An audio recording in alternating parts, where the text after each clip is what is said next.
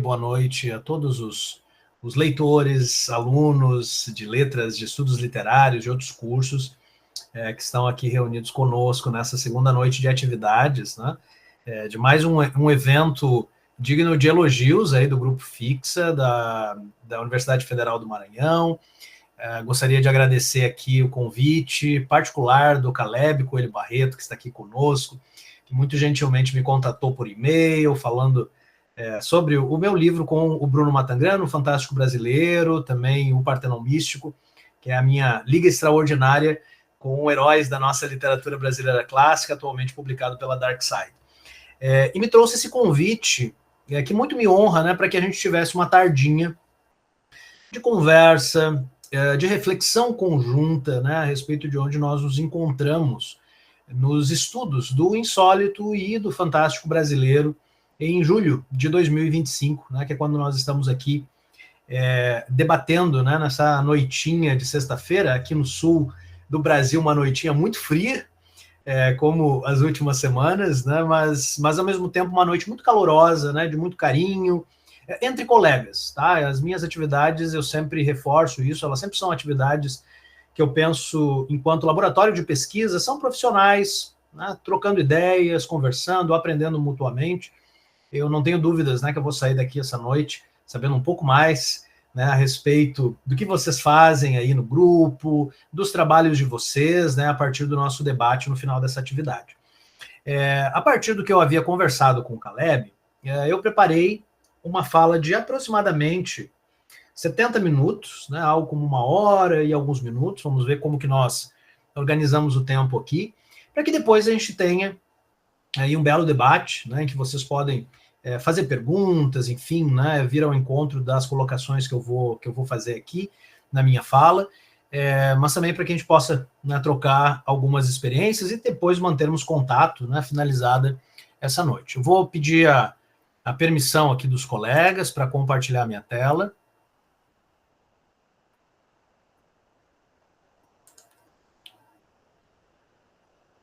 Como eu havia conversado anteriormente com o Caleb, eu preparei um conjunto de lâminas aqui. Fiquem bem tranquilos, porque não são lâminas que tenham muitas citações, né? Tem uma ou duas citações que eu quero convidar vocês, né, a refletir comigo, mas, de forma geral, é uma apresentação muito mais visual, né, de alguns elementos que vão ao encontro desse título do que qualquer outra coisa, tá? Deixa eu só confirmar aqui. Uhum. Então, o título acordado, né, para essa atividade é Do Insólito ao Extraordinário, as mutações do fantástico na literatura brasileira. E eu começo, né, fazendo aqui uma breve apresentação, né, eu acho que é um pouco impossível a gente desassociar a fala, né, da pessoa que a produz, né? Então, o que vocês vão assistir nos próximos 70 minutos é a fala de um professor de literatura, de um pesquisador, de alguém que trabalha, né, na universidade. Atualmente eu sou professor de literatura clássica na Federal de Santa Maria, né, lá no centro do estado do Rio Grande do Sul, e ao mesmo tempo eu tenho uma atuação no mercado editorial, enquanto organizador de alguns livros, tradutor e especialmente como escritor. Então é uma fala que vai costurar uma sensibilidade que é uma sensibilidade do pesquisador e do acadêmico, mas também a sensibilidade do artista, a sensibilidade do escritor, né? Eu tendo sempre a falar, né, que uma coisa não exclui outra, né, no que diz respeito ao nosso trabalho, né? Por mais que o senso comum às vezes postule, né, o escritor ou o artista como alguém que trabalha, né, com sonhos e inspirações na ordem do intangível, né? Ao passo que o acadêmico e o pesquisador é um ser racional, né, e muito lógico. E eu costumo dizer que as duas coisas estão entrelaçadas, né? É necessária muita pesquisa, muita reflexão, para que você possa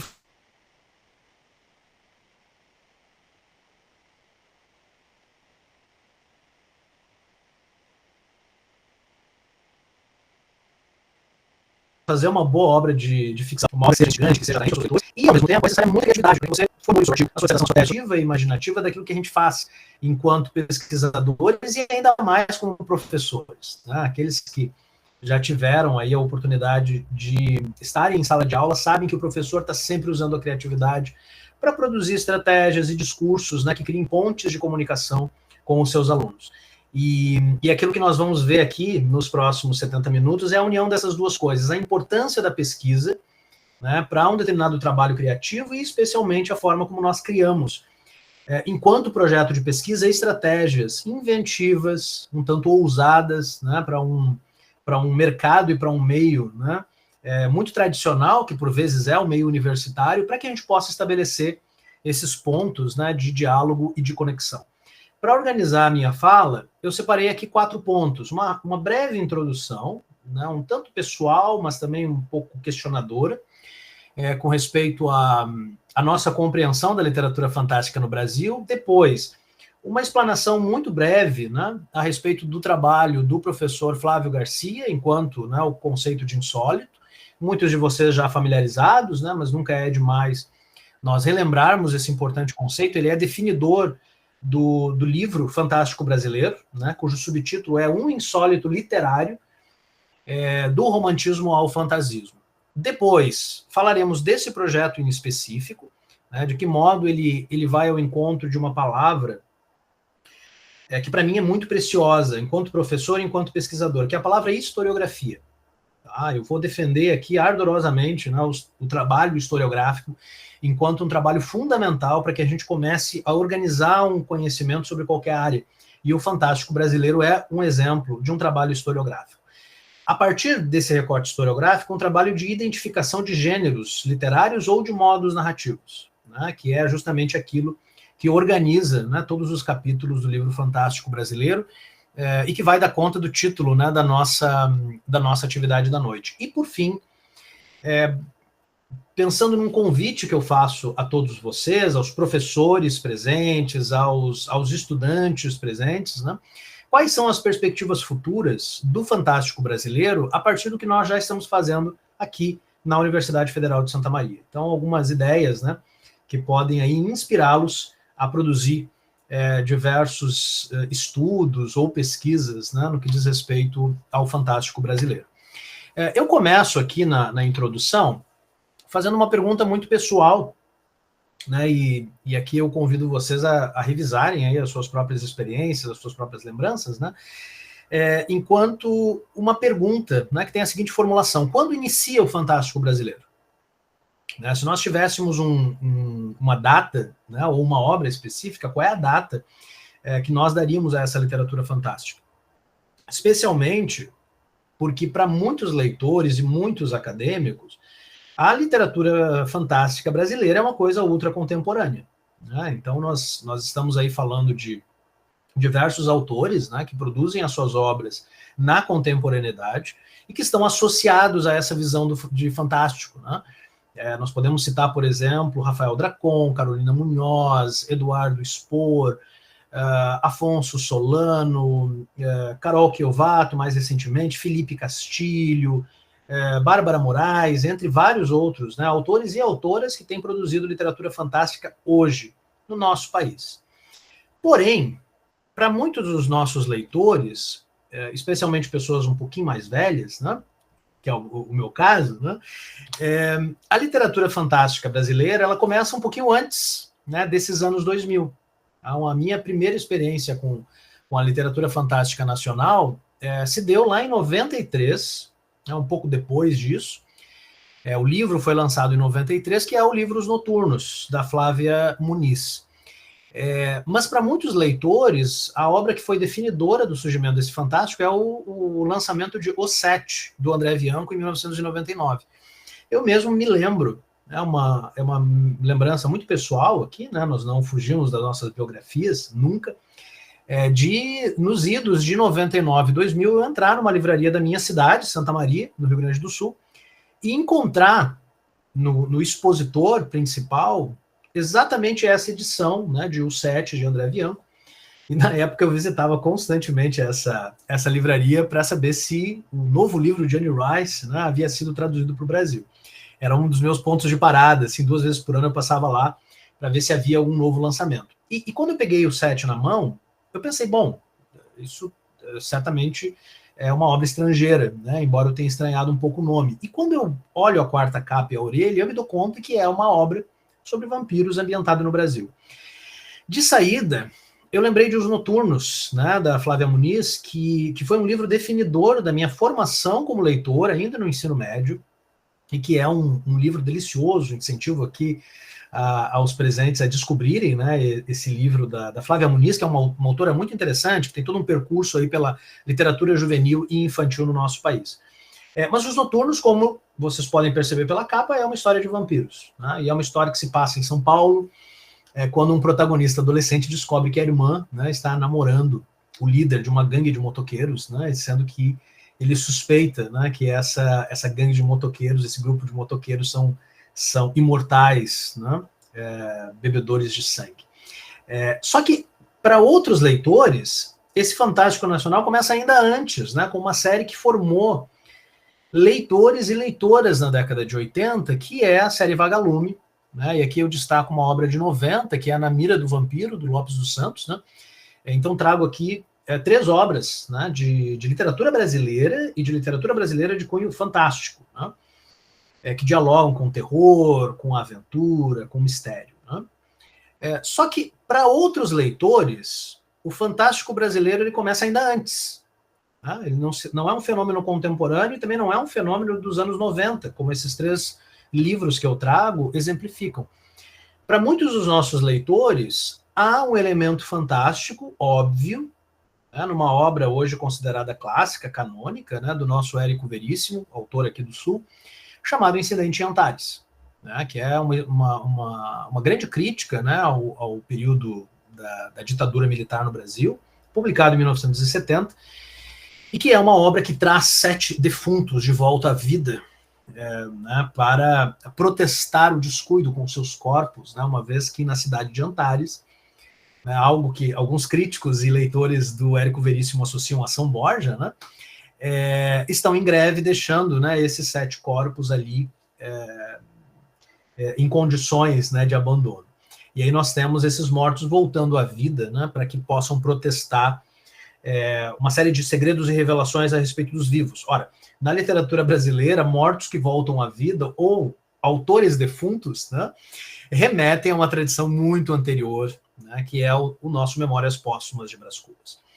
Mas para leitores que veem a nossa, né, história da literatura brasileira com muita atenção, podem voltar a outras 2 obras, né, obras que são contemporâneas ou que são um pouco posteriores, né, à grande obra dita realista, né, de Machado de Assis, que é o Esfinge, do Coelho Neto, uma obra interessantíssima para aqueles que trabalham, né, com questões de gênero, com questões, né, de sensibilidade e também de representatividade, né, uma vez que apresenta um personagem que tem corpo masculino e cabeça feminina, né, e é uma obra que usa o insólito para explorar e discutir questões que definem gênero, definem, né, apreensões, né, sensoriais, sentimentais, enfim. Né? O Esfinge do Coelho Neto é não raro nessas últimas leituras, né, muito associado ao Frankenstein, da Mary Shelley, além de outras fábulas, né, que vão brincar com elementos alquímicos e, novamente, né, com alterações corpóreas, né, para produzir fatos miraculosos, né, ou incríveis. Por fim, A Rainha do Ignoto, da Emília Freitas, né, que é uma autora redescoberta nos últimos tempos, ou se não redescoberta, né, uma autora valorizada nos últimos tempos, com o seu A Rainha do Ignoto, né, que é uma obra que remete diretamente a obras fantásticas, né, do século XIX, entre elas, né, as novelas, né, de Viagens Extraordinárias de Júlio Verne, ao contrapor, né, uma ilha de mulheres, né, a Emília Freitas traz, né, em Rainha do Ignoto, uma obra publicada em 1899, uma utopia, né, de uma ilha no norte do Brasil, que seria uma ilha exclusivamente povoada por mulheres, e essas mulheres teriam uma preocupação social, né? Então, em um momento fabuloso desse livro, nós ficamos sabendo que essas mulheres, elas têm, né, um navio também capitaneado, né, e habitado por mulheres que costeia, né, o Brasil, prestando auxílio e ajuda, né, a vítimas, né, não só femininas, né, mas vítimas de qualquer natureza. Então, eu trago aqui nessa introdução a pergunta: quando inicia o Fantástico Brasileiro, para, de saída, né, colocar para vocês uma questão que eu considero muito importante, né? Será mesmo que a literatura fantástica brasileira, ela começa na contemporaneidade? Ou nós teríamos, na própria história e no curso da nossa literatura brasileira, obras que poderiam ser consideradas fantásticas? Ora, muitos de vocês já leram, né, o Fantástico Brasileiro, meu livro com o Bruno Matangrano, e já sabem a resposta, né?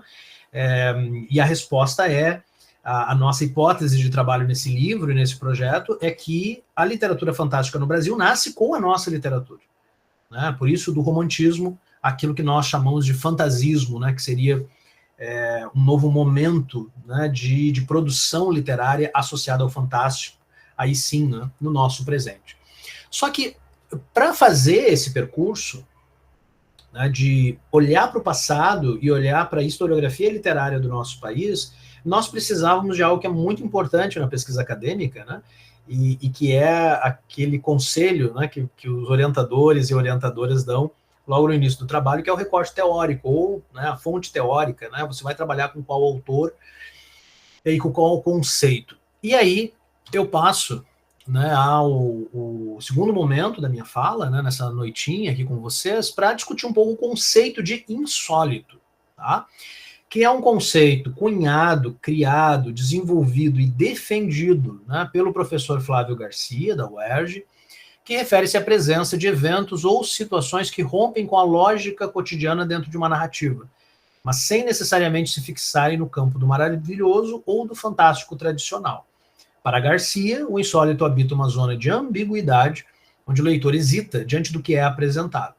Aquilo seria possível dentro das leis do mundo real, ou trata-se de uma ruptura inexplicável? Essa tensão entre o conhecido e o estranho é central para o insólito, embora o conceito seja ainda mais elástico e abrangente, como veremos a seguir. Tá? Logo, logo a gente vai ver nas palavras do próprio professor Garcia, né, como que ele não apenas percebe o insólito como um conceito muito abrangente, ou, para usar a palavra que eu uso aqui, muito elástico, né, para dar conta dessa literatura fantástica, mas que já de saída nos propõe um desafio, né, que é o seguinte: o insólito estaria não apenas ao lado, né, de uma compreensão mais tradicional associada ao fantástico, né, pensando nessa ideia, né, de ambiguidade, muito associado a Todorov, né, que é um autor que vai fazer um grande esforço para tratar do fantástico, né, apresentando uma série de limitações, né, ao passo que o insólito vai ampliar esse conceito para abarcar todo e qualquer elemento narrativo que não diria respeito, né, a uma determinada representação de realidade. Então nós temos, de um lado, ou nós teríamos, né, uma literatura mimética, uma literatura que estaria colada numa imitação do mundo. Eu não vou entrar aqui no grande debate, né, aqueles que já conferiram lá o Compagnon, né, e no Demônio da Teoria, sabem que a compreensão de mimes enquanto imitação da realidade, né, é muito debatida, né, mas vamos aceitar aqui mimes como imitação da realidade. Então, de um lado, nós teríamos uma literatura que estaria colada a essa visão de realidade, o mundo como ele é, e uma literatura que vai dar conta desse mundo como ele é, e do outro lado, uma literatura não mimética ou de extrapolação do mimético, que ao apresentar seres fantásticos, situações incríveis, elementos inexplicáveis, enigmas, né, que colocam em xeque as nossas estruturas mentais tradicionais, estaria ampliando esse escopo para acolher contos de fada, lendas orais, narrativas de cunho espiritual, né, quando a gente fala de mitologia antiga, né, a gente está falando de uma série de relações entre mortais e imortais, né, que dão conta de um efeito de realidade muito diferente da realidade que nós aprendemos, né? E tudo isso poderia ser compreendido como insólito, né? Trago aqui um caso para exemplificar isso, né? Uma famosa peça de Shakespeare, talvez uma das mais famosas, né? Sendo Shakespeare o canônico dos canônicos, assim como o nosso Machado de Assis o é, na qual nós temos, logo no início da peça, dessa tragédia, né, as bruxas que vêm para comunicar, né, ao rei escocês um oráculo, né, que significará para ele bênção e maldição. Então, quando nós temos a aparição de bruxas, mais à frente na peça nós vamos ter a aparição de um fantasma, né, a famosa cena do banquete com o fantasma de Banquo surgindo, né, para apontar o dedo e comunicar a Macbeth os seus próprios crimes. Nós teríamos ali uma peça de alta literatura, ou de literatura canônica, ou de literatura clássica, que poderia ser considerada insólita ou fantástica. E a partir dessa compreensão, nós temos uma possibilidade, né, e esse é o agradecimento que fazemos ao professor Flávio Garcia, nós temos uma possibilidade de releitura de todo o cânone ocidental a partir de obras, né, que nós poderíamos considerar insólitas, né? Começando com o próprio Homero, né? Todos os manuais de literatura começam com Homero, né? Considerado aí o pai da literatura no Ocidente, com a Ilíada e a Odisseia. Não são as primeiras obras, mas são as primeiras obras a sobreviverem em forma de registro escrito, né?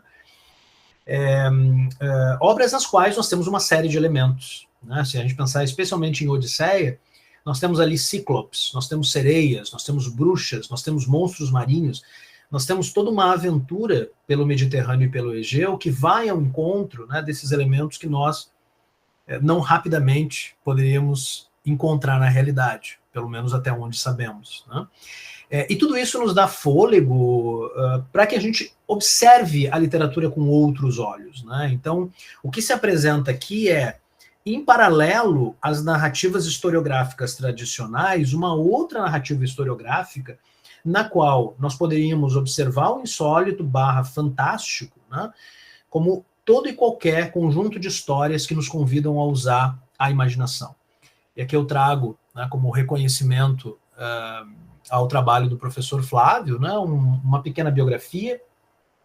Né, atualmente, né, o professor Flávio é professor na UERJ, né, Universidade Estadual do Rio de Janeiro, responsável pelo grupo de pesquisa Nós do Insólito, além de ser responsável por uma série de livros, publicações, artigos, produções, em que ele vai defender o conceito de insólito, né? Aqui com destaque para a banalização do insólito, Questões de Gênero Literário, que é uma antologia de textos críticos de 2007, na qual nós temos uma das primeiras defesas, né, em forma de texto, né, da noção ou do conceito de insólito por parte do professor Flávio. E logo abaixo, o nosso periódico, né, de literatura insólita, né, no Brasil, que também tem edição do professor Flávio, que é a Abusões, né? Se vocês fazem suas pesquisas aí de insólito no Brasil ou fora dele, vocês já devem ter, né, ido parar aí em uma série de artigos do periódico Abusões, né?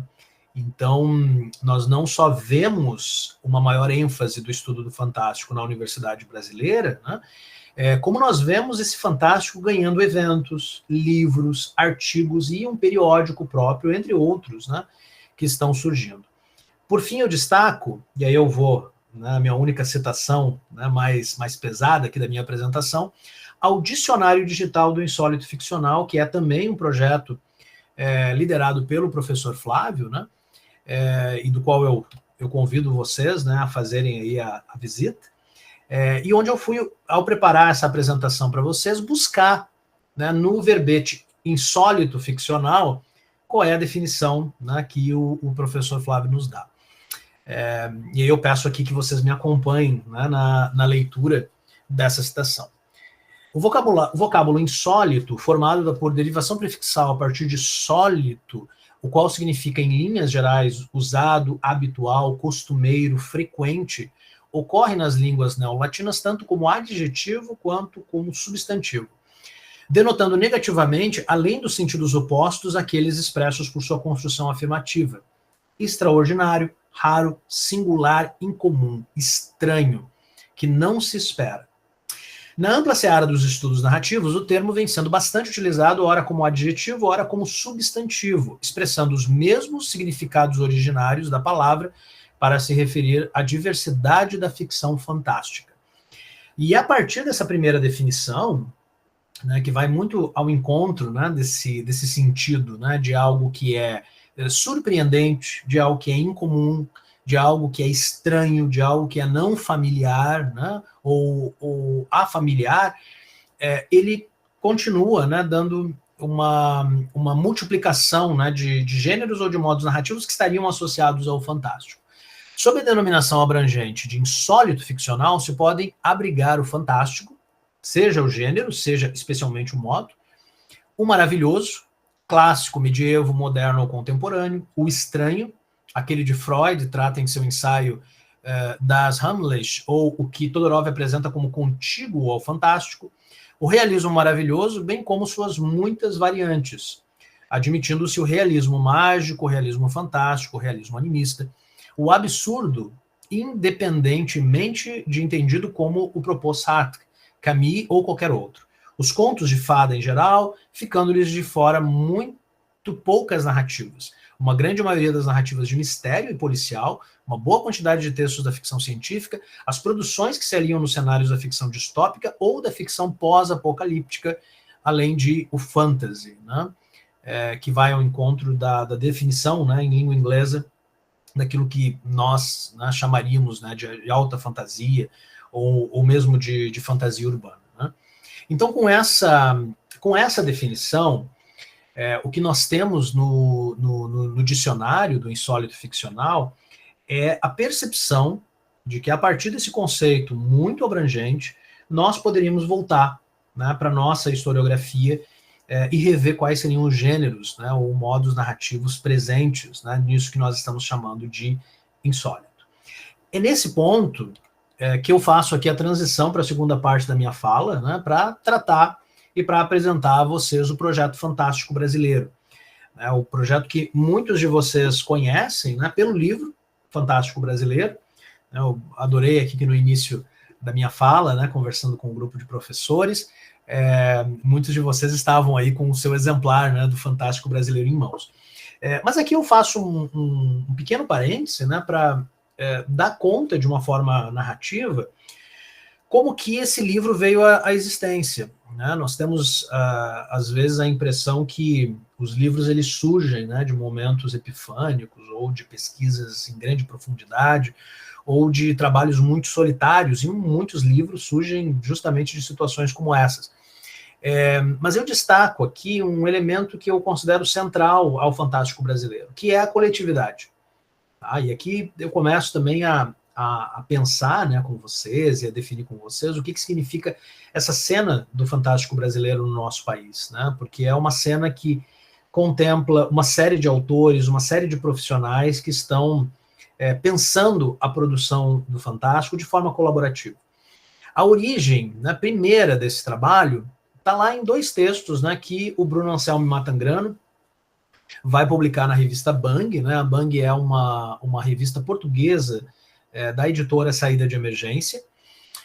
E nesses dois textos, artigos de revista, o Bruno já começava, né, a apresentar o que seria essa linha do tempo do Fantástico Nacional, começando lá no 19, né, e chegando até o século 20. Vocês podem perceber ali na capa, né, da revista Bang, que o anúncio ali do texto do Bruno recupera a capa lá do Esfinge, do Coelho Neto. Né? Eu conheço, né, o Bruno em 2015, né, depois da publicação de lição de anatomia do temível Dr. Luiz On, que é o meu primeiro romance, né, do universo de Brasiliana Steampunk, e nós nos tornamos amigos por uma série de razões, mas eu destaco duas. Né?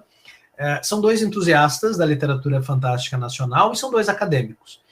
E a partir do meu encontro com o Bruno e da nossa conversa, surgiu, né, o projeto, né, de pesquisa registrado na UFSM, e era um projeto de desenvolvimento, né, de uma historiografia do Fantástico Nacional. Primeiramente, como um projeto de pesquisa. Né? Em 2017, surgiu a oportunidade de nós fazermos a curadoria de uma exposição para o Departamento de Difusão Cultural da Universidade do Rio Grande do Sul, a URGS, né?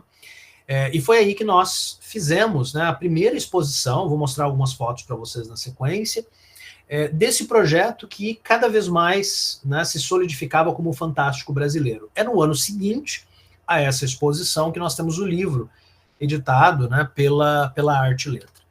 Para mostrar a vocês um pouco, né, alguns exemplares da exposição, ela era constituída de 23 painéis, em que nós já fazíamos aquele recorte de começar no século XIX e vir até o século XXI, estudando obras de autores como Machado de Assis, Aloysio Azevedo, Érico Veríssimo, Guimarães Rosa, entre outros, mas recuperando também outros autores, como Emília Freitas, Nestor Vitor, Humberto de Campos, né, autores que não são ou não eram contemplados nas narrativas historiográficas mais tradicionais. Na época, em 2017, essa exposição ela compreendia mais de 90 autores de todo o Brasil, desde o século XIX até os dias de hoje, passando por mais de 200 obras. Né? Os painéis eles apresentavam foto do autor, né, e a obra, ou a capa, né, da obra mais significativa daquele autor. Guardem esse número, tá? Guardem esse número. Né? Em 2017, o nosso primeiro recorte do que seria o trabalho historiográfico do Fantástico Brasileiro ultrapassava 90 autores e 200 obras. Trago aqui algumas fotos, né, da exposição. Ela, durante alguns anos, né, ainda antes da pandemia e do isolamento social, ela se tornou uma exposição itinerante. Então, ela não apenas, né, foi instalada na URGS, mas também na PUC do Rio Grande do Sul, na UTFPR em Curitiba, na própria UERJ, né, fazendo parte de um desses eventos, né, organizados pelo professor Flávio Garcia, e sempre nessas exposições nós fazíamos também um evento para reunir pesquisadores, né, e reunir leitores, enfim, reunir pessoas interessadas em estudar criticamente o Fantástico Brasileiro. Na terceira edição, né, que nós fizemos em Silveira Martins, né, que é uma cidadezinha muito próximo aqui de Santa Maria, onde nós temos uma unidade da UFSM e é onde essa exposição está lá, instalada de forma permanente para receber visitas, né, especialmente de turmas de ensino médio, de professores que querem apresentar aos seus alunos uma outra visão da literatura fantástica nacional, ou uma outra leitura da nossa literatura nacional, né? Nós tivemos a presença na abertura dos trabalhos do professor Flávio Garcia, justamente, né, defendendo, né, o conceito de insólito e praticamente fechando aí, né, um ciclo, né, de reflexão a respeito desse conceito. No ano seguinte, a convite do editor Tiago Tizot, né, que é um escritor também, um batalhador do mercado do livro e da literatura no nosso país, nós ampliamos essa pesquisa, né, num trabalho ininterrupto e muito intenso, para que nós fizéssemos o livro Fantástico Brasileiro, que foi inicialmente, né, publicado em capa dura, que é a edição que eu tenho aqui, uma edição numerada de 500 exemplares, né, com 340 páginas, prefácio do professor Flávio Garcia, pós-fácio do Roberto de Souza Causo, né, que é não só um grande nome da nossa ficção científica nacional, mas também um grande pesquisador do insólito. E aqui, notem que nós já tivemos uma alteração substancial do número. Né? Na exposição, um ano antes, nós citávamos 90 autores. Agora, no caso do livro Fantástico Brasileiro, nós temos 300 autores e mais de 600 obras citadas. Tá? Num livro, queridos, que termina, né, o seu recorte em 2017.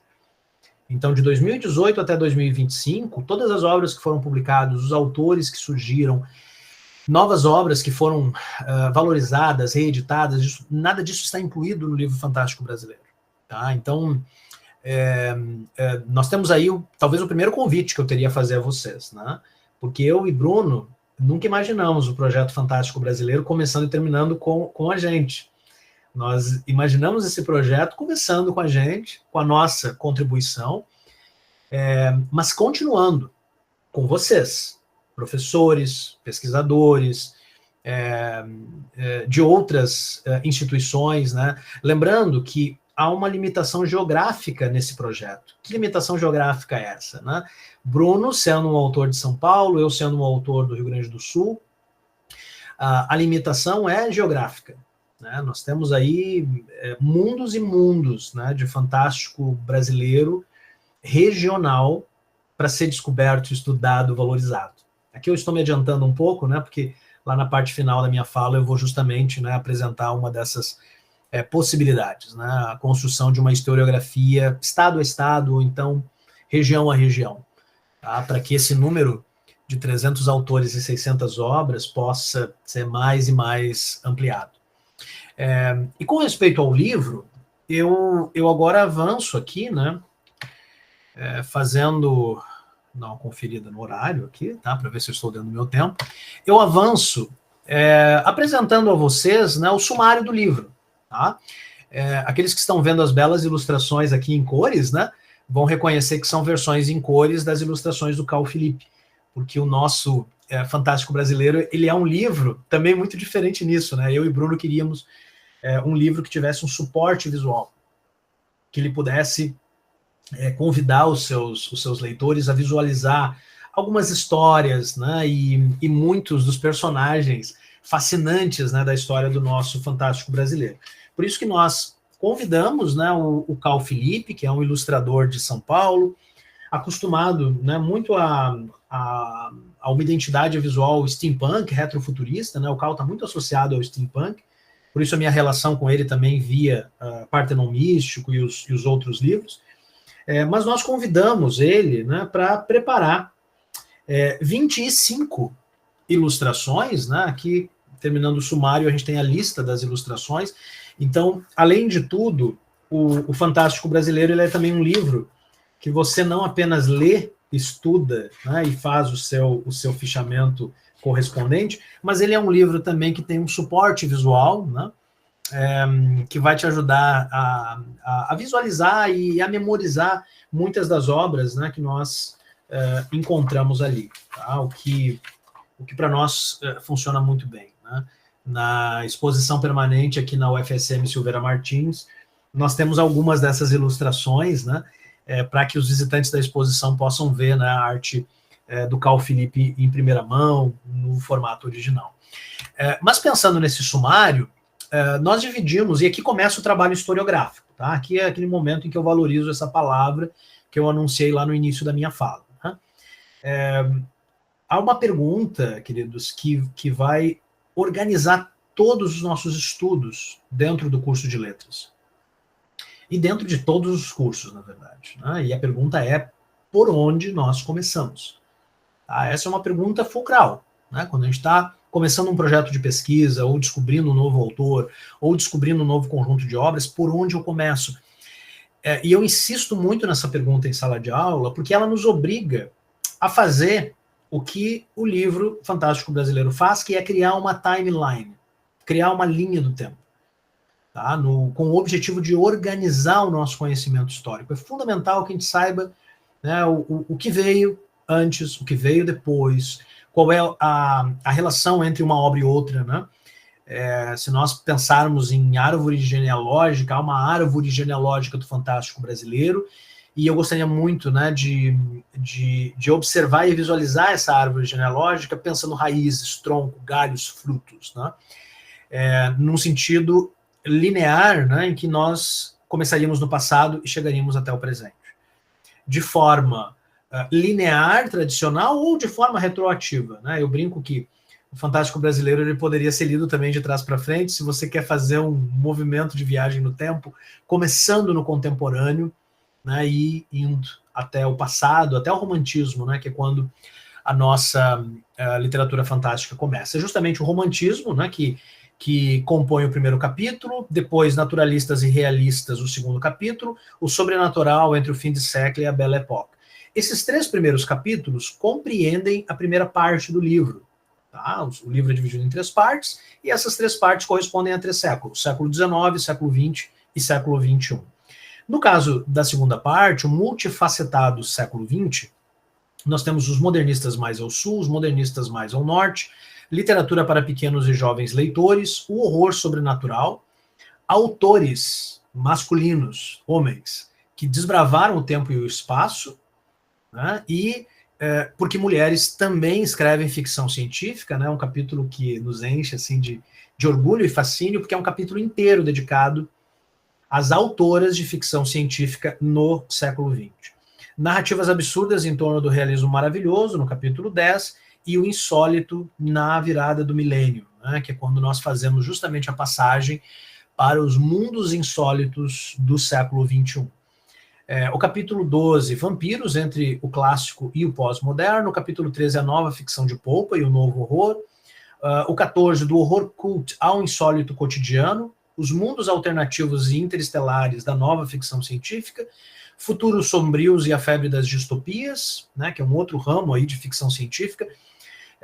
Pensando aqui na imagem de árvore genealógica, né, nós temos ficção científica como uma grande área, né, dentro dos estudos do fantástico ou dentro desses gêneros, né, do insólito literário. Né? Só que a partir da ficção científica nós temos distopias, e essas distopias elas têm um caráter, né, futurista, no caso da distopia, ou então retroativo, no caso do steampunk, né, que é o capítulo 17, Viagem a um passado futurista. Fantástico para crianças na atualidade, o novo fôlego ao folclore nacional, redescobrindo o imaginário africano, a fantasia no espaço urbano, nos territórios da alta fantasia, né, que como nós temos a diferença entre a distopia e o steampunk, nós temos também a diferença entre a alta fantasia, que são os mundos, né, imaginários, né, mundos distantes dos nossos, em contraste com a fantasia urbana, né, que se passam em cidades e ambientes urbanos que nós reconhecemos. Por último, uma homenagem que nós fazemos ao autor Max Malman, né, o único autor que ganhou um capítulo no nosso Fantástico Brasileiro, como uma forma, né, de nós reconhecermos a contribuição que o Max Malman deu, não só pela sua obra literária, mas também por tudo que fez, por vários autores e autoras, né, do Fantástico. O Max Malman passou, né, faleceu um tempo antes, né, e nós achamos fundamental, né, e importante reconhecer essa dívida para com ele. É uma figura muito gentil, muito doce, né, muito marcante, né, do nosso Fantástico Brasileiro. Tanto o livro quanto a exposição terminam, né, com o Max. Então, uma forma de também reconhecer, né, a importância da obra do Max, né, para essa noção, né, e para essa compreensão do fantástico. E o livro termina com 2 apêndices, né? O primeiro é o Divulgadores do Fantástico, que é um apêndice que vai listar portais, podcasts, esforços jornalísticos, né, a fim de divulgar o fantástico, né? Isso é fundamental para a nossa defesa do fantasismo enquanto uma nova escola literária contemporânea, né? E as editoras nacionais do Fantástico, é um guia prático, né?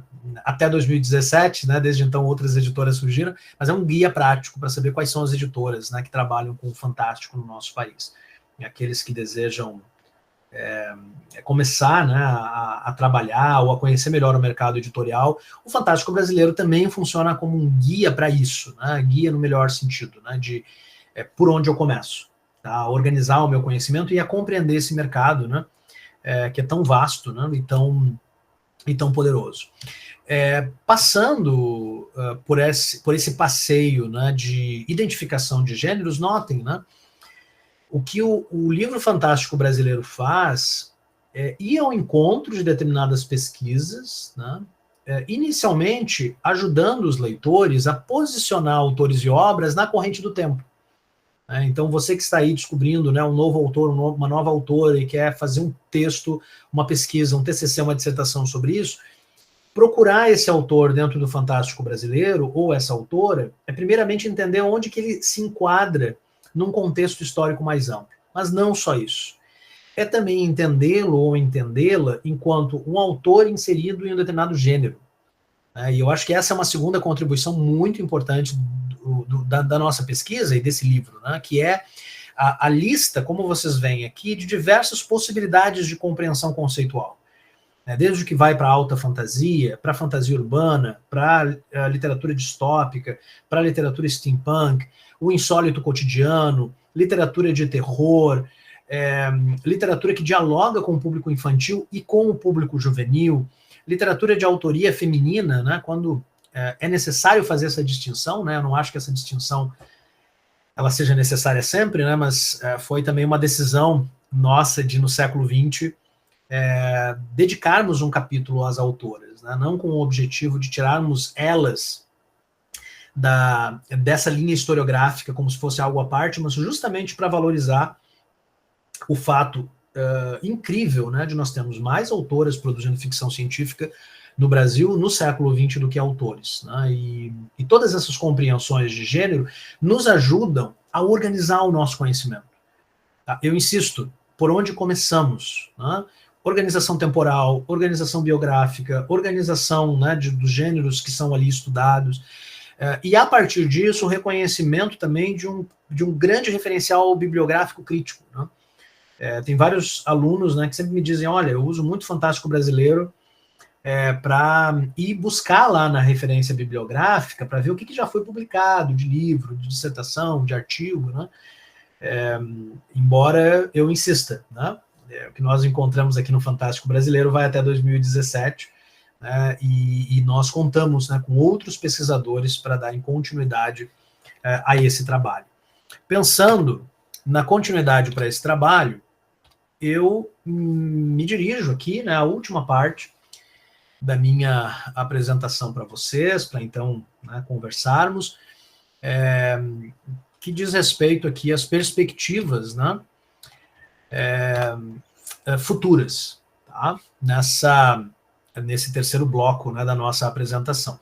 As apresentações, elas sempre têm aquele momento, né, em que o apresentador, muito constrangido, percebe um pequeno erro aqui, né? Ali não deveria ser 03 perspectivas futuras, e sim 04, como eu anunciei no início, tá? Mas eu peço que vocês façam aí a devida revisão. Bom, eu trago aqui 3 possibilidades de estudos que vocês podem fazer, além de muitas outras, né? Eu adoraria saber também mais, né, o que vocês estão desenvolvendo a partir do Grupo Fixa, como também, né, em outros projetos na Universidade Federal do Maranhão.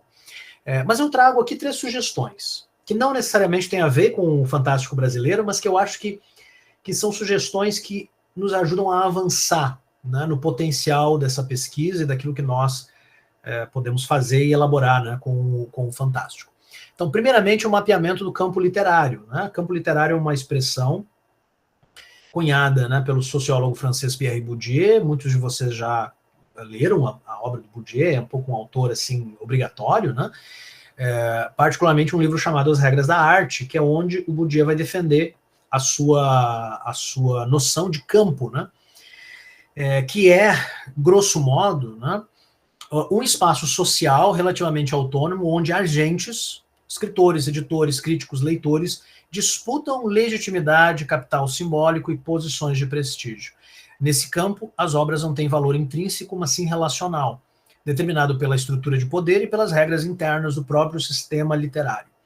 Aplicar esse conceito ao mapeamento do Fantástico Brasileiro permite investigar como autores, editoras, gêneros e obras são legitimados ou então marginalizados no contexto nacional, revelando dinâmicas de visibilidade, circulação e consagração desse universo ainda periférico dentro da literatura brasileira canônica. Né? E esse é um estudo, né, que eu tenho sempre desafiado os meus orientandos e os meus alunos no contexto do pós-graduação a fazerem com os seus estudos específicos. Né? Então nós temos um programa de pós-graduação aqui, né, com a linha de pesquisa Literatura, Cultura e Interdisciplinaridade. E dentro desse programa nós temos uma disciplina dedicada, né, a questões de mercado e indústria literária, que é onde, né, eu trabalho especificamente o Pierre Bourdieu, sempre incentivando os alunos a criarem, como um trabalho lúdico, inclusive, né, a construção de como seria o campo literário do seu autor respectivo, independente de ser fantástico ou não. Né? Eu acho que a noção, né, de campo do Bourdieu nos auxilia a tirar tanto o autor quanto a obra daqueles lugares de idealização, né, enquanto isolamento do mundo.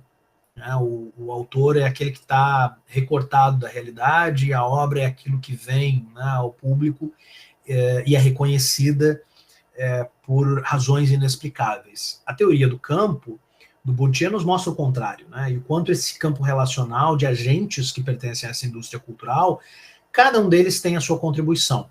Vou exemplificar para vocês como seria o campo do fantástico brasileiro. Tá? E aí eu trago aqui a identificação, né, de quais seriam, né, os agentes principais desse campo literário. Então nós teríamos editoras de pequeno porte, né, fazendo aqui um movimento, né,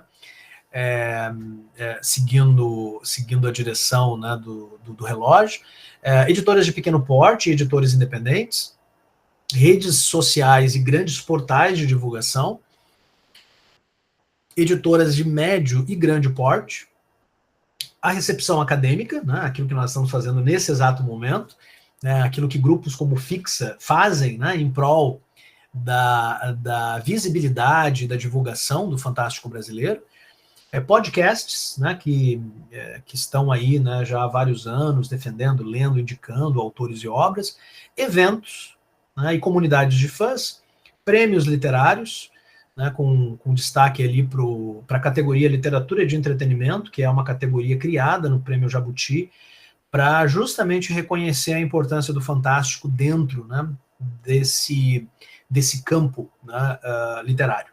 Cursos, agências e mentorias, tá, que estabelecem justamente um processo, né, de formação de jovens escritores do nosso país, e revistas e jornais. Tá? Aqui pensando não em periódicos, né, uma vez que os periódicos estão lá, né, na recepção acadêmica, mas especialmente, né, aquelas revistas e divulgações que vão justamente, né, apresentar esses autores a outros leitores. Né?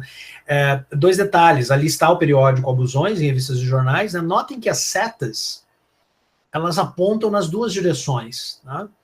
Tanto as obras e autores da literatura fantástica vão alimentando, né, e enriquecendo esses diferentes subcampos dentro da estrutura maior, como esses subcampos vão fortalecendo e energizando a produção fantástica no nosso país. Né? Então, é uma forma muito instigante de nós pensarmos a produção literária. Né? E aqui fica um incentivo para os professores presentes, né, a desafiarem os seus alunos a fazerem o campo literário da obra que estão estudando. Né? Então, se um determinado livro, né, hoje ele é reconhecido como um livro importante dentro da historiografia brasileira, ele foi reconhecido por quem? Como? Foram os manuais? Foi a indicação de determinadas pessoas de relevância no período? Foram os jornais?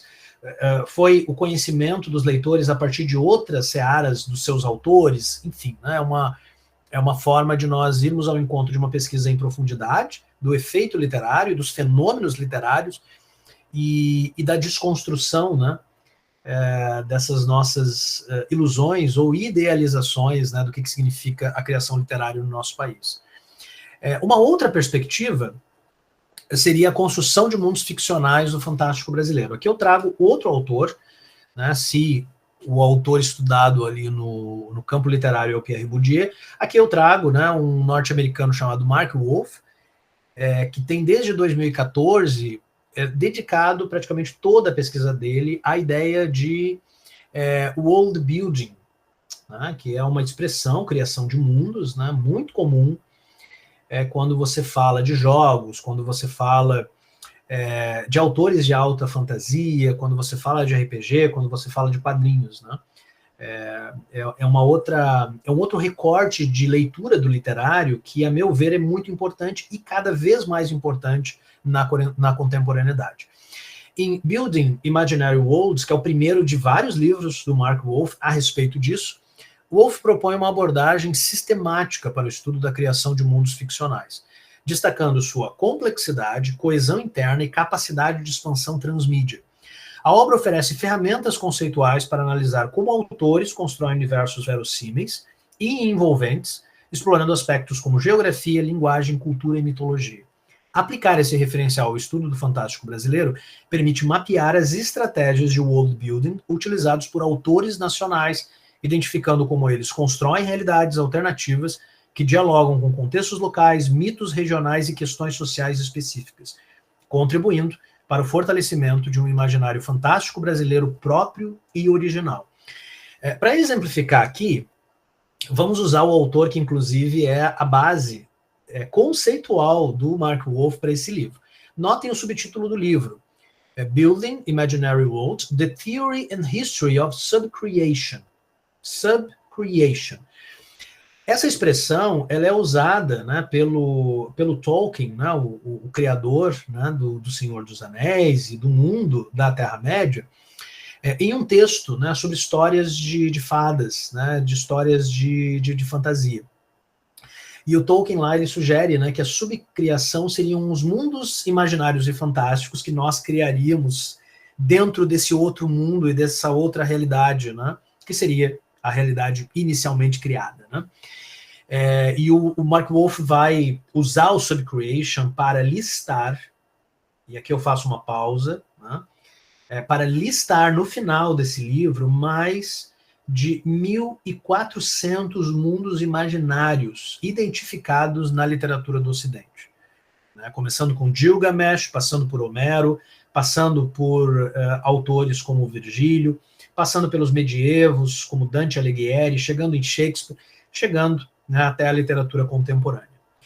E se nós pensarmos em mundos como a Terra-média, por exemplo, né, aqueles que adoram O Senhor dos Anéis sabem que nós não temos apenas os livros de Tolkien, nós temos livros sobre os mapas, nós temos livros sobre as línguas, nós temos livros sobre as criaturas e sobre outros elementos desse mundo imaginário, um mundo que nós, como leitores, passamos a habitar. O grande ponto, né, do world building, enquanto debate cultural de grande relevância e debate literário também, é a forma como esses mundos imaginativos eles são um convite, né, ao mergulho do leitor. Tá? E se vocês pensarem em Hogwarts, ou em Westeros, ou mesmo Terra-média, ou no mundo de Oz, né, ou em tantos outros mundos imaginativos, nós sabemos exatamente o que significa esquecer dessa realidade e habitar esses mundos. E estudar a habitação desses mundos enquanto, né, um estudo acadêmico literário significa também descobrir o potencial das narrativas, né, para criar histórias e para fortalecer a relação com o público. E aí o convite que eu faço a vocês é, por que não começarmos a estudar a criação de mundos dentro da literatura nacional? E aqui eu trago só 3 exemplos, tá, de muitos, né, que são exemplos que já aplicam isso, né? E aqui de 3 diferentes gêneros, tá? Primeiramente, a saga A Bandeira do Elefante da Arara, do Christopher Castleman, que é uma recriação, uma reinvenção do Brasil colonial, que usa folclore, usa elementos de fantasia para produzir esse Brasil fantástico que vai sendo conhecido e habitado pelos seus protagonistas. Uma obra que é transmídia também, né? Portanto, é literatura, é RPG, é jogo, é quadrinho. Em segundo lugar, A Joia da Alma, da Karen Soarelli, que é um romance ambientado no universo de Tormenta, né? Uma famosa franquia de RPG, que tem mapas, enfim, né? E toda essa descrição, né, que eu havia mencionado no caso lá de A Terra-média, né, e O Senhor dos Anéis, do Tolkien. E por fim, um nome que eu sempre indico pela importância, né, Roberto de Souza Causo, de novo, né, um dos nossos mais importantes autores de literatura fantástica, trabalhando há décadas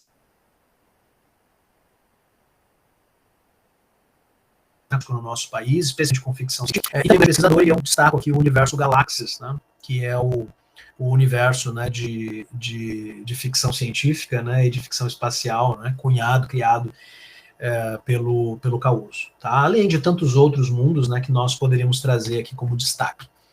Por último, historiografias regionais ou temáticas do fantástico brasileiro. E aqui, queridos, eu tomo a liberdade de me endereçar diretamente a vocês, né? Eu sei que nós estamos aqui em contato com vários inscritos do nosso minicurso que não são, né, da UFMA, ou de São Luís, né, ou do Maranhão, mas é um convite que eu faço a você, indiferente de onde você esteja, enquanto cidade ou estado, tá? Que é a perspectiva de nós produzirmos uma historiografia regional.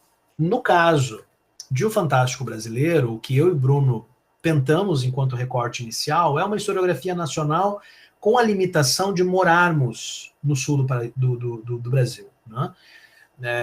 Talvez nós consigamos ainda um plano muito ousado que eu e Bruno tínhamos de viajar para outras capitais e poder ampliar essa pesquisa, mas a princípio, né, o que nós conseguimos fazer a partir do nosso recorte também geográfico e usando a internet para pesquisar outras regiões, mas nós sabemos a limitação disso, né, está aqui.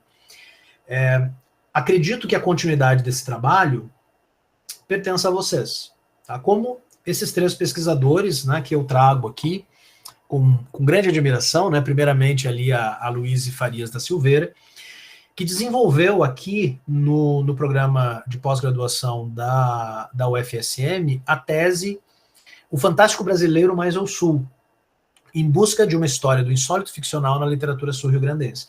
O que a Luíse faz? Uma tese que duplica a estrutura século XIX, século XX e século XXI do Fantástico Brasileiro, só que apenas com autores do Rio Grande do Sul. É uma tese que demonstra que já existe uma tradição de literatura fantástica no Rio Grande do Sul desde o século XIX até os dias atuais. Ao lado dela, Paulo Oito Ferreira, da Rosa Júnior, investigou na sua tese a transformação de personagens do folclore brasileiro, como a Iara, em obras da literatura fantástica contemporânea, traçando um percurso que conecta tradição oral e ficção moderna. Notem que no título, né, eu coloco historiografias regionais ou historiografias temáticas do Fantástico Brasileiro, né? Porque você pode, de um lado, estabelecer uma historiografia tradicional, mas do outro lado você pode estabelecer um personagem ou tema, que foi o que o Júnior fez, né, pensando na figura da sereia, em que ele começa a mapear desde a literatura antiga, desde Homero e a Odisseia, chegando, né, até representações dessa personagem ou desse tema específico na nossa literatura. Por fim, no norte, destaco aqui o trabalho, né, da professora Suelen Cordovil da Silva, que orienta pesquisas sobre as práticas do fantástico na literatura da Amazônia, mapeando como elementos regionais, mitos, encanterias e tradições orais se entrelaçam como formas literárias atuais. A professora Suelen estudou conosco aqui no programa de pós-graduação e voltou à Universidade, né, de Marabá, com o objetivo de desenvolver pesquisas, né, do Fantástico Brasileiro, mas, obviamente, focado, né, na região em que ela está inserida, né, o que é uma forma também de valorizar a literatura local, os autores locais e promover eventos, e todos esses eventos são formas, né, de divulgar e dar visibilidade à nossa literatura fantástica nacional.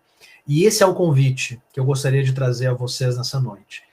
Eu e Bruno Anselmo Matangrano dedicamos belos anos da nossa vida, né, à criação do Fantástico Brasileiro, enquanto uma exposição e livro, e temos planos, né, de continuar empreendendo essa pesquisa, né, aqui na Federal de Santa Maria. A gente tem a exposição, tem um acervo bibliográfico, tem outras pesquisas que estão surgindo, além de tudo aquilo que Bruno, né, continua fazendo ao pesquisar e a divulgar o Fantástico Brasileiro. Mas eu insisto, nós começamos esse trabalho a partir do que outros pesquisadores já haviam feito, por isso o destaque aqui ao professor Flávio Garcia e a tantos outros que já trabalhavam com o Fantástico Brasileiro e o insólito muito antes, né, de nós começarmos a trabalhar com esse projeto, mas também reconhecendo todos os novos pesquisadores e novas pesquisadoras, né, que virão e que irão enriquecer, né, essa leitura, essa visão, esse modo, né, de pensar a nossa literatura fantástica nacional.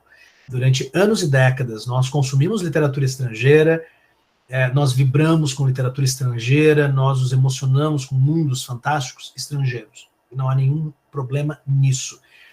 Mas sim, né, nós acreditamos de forma muito certeira que é mais do que necessário, pensando inclusive no momento político do nosso país, nessa semana, é mais do que necessário valorizarmos a nossa cultura, a nossa língua, as nossas histórias, o nosso baú, de lendas, de mitos, né, de seres incríveis, de cartografias insólitas, entre tantos outros elementos que a nossa literatura tão rica, né, e tão profícua tem a nos apresentar. Então, por tudo isso, eu agradeço muitíssimo por essa noitinha e finalizo deixando o meu muito obrigado por esse convite para essa noite, também os meus contatos ali. Mais uma vez, muito obrigado.